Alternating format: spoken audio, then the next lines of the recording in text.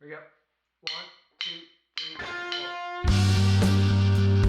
4. I've never, since I got certified initially in 1991, I have never gone without teaching classes. I've moved and I've changed gyms and I've changed formats as different types of group classes have kind of evolved over the past few decades, but I've always taught classes and really enjoyed that group environment. I love motivating people and helping people reach goals that they set for themselves, and also just even just on an individual single class basis. I love when somebody comes into a class and they don't think they can do it, but either like somebody dared them to come or they just decided to try it and they leave feeling really successful. So that's and then they come back, which is always my goal.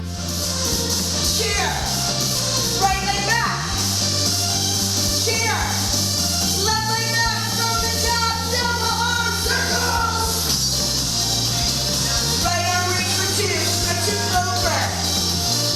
Double arm circle. Left arm reach for 2. Have a seat.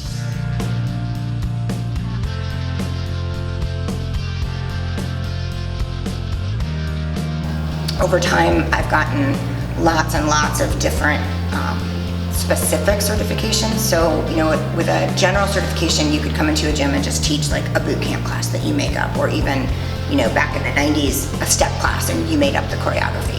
But now there are a lot of specialty classes. So I have probably about 12 different specific certifications, but right now what I'm teaching a lot of, which I really enjoy, is a class called PIO.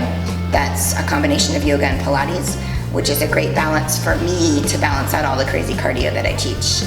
I also have a certification and teach Insanity, which is one of the most popular classes. It's very challenging, but there's also a ton of options, and so really just about every fitness level can take that class and get something out of it.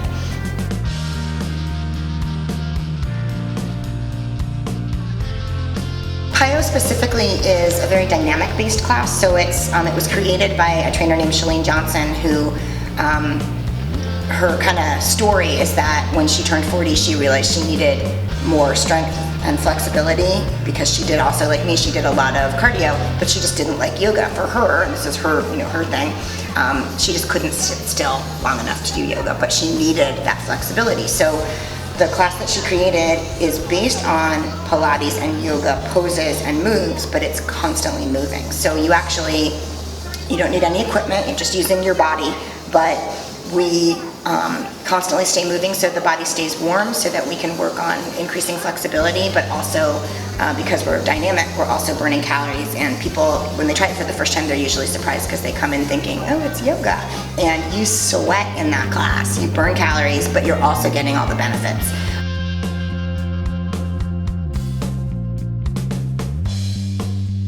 Brookings is a fairly small town, so we have I guess the best way to describe it is kind of a closed community. For my classes, for most of the classes I teach, I have a nice blend of students. So, people that are, whether they're undergrads or grad students, but students that are here on campus that choose to purchase the cardio pass and come to classes, and then community members. So here's the deal.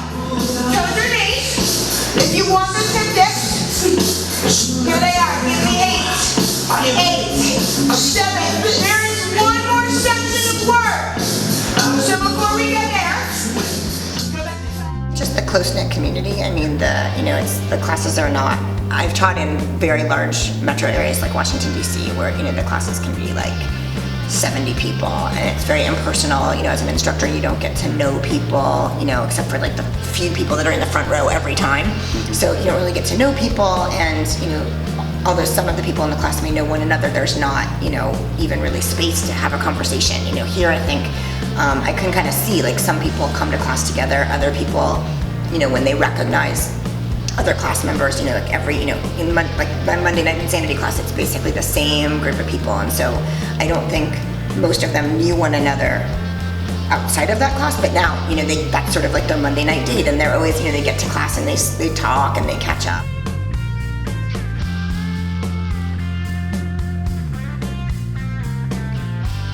I would say the more the merrier. Absolutely come. Bring a friend. It, makes it, if you decide in your head that you're going to try a class, maybe make a date with a friend to come, because then you're less likely to back out.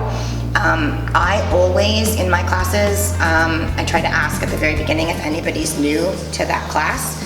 And that's specifically so that I can pay special attention to that person and make sure that they're safe. That's another job of an instructor, is to motivate people and get them moving, but also to make sure that they're learning, especially if they're new, that they're doing the moves correctly so that they don't injure themselves.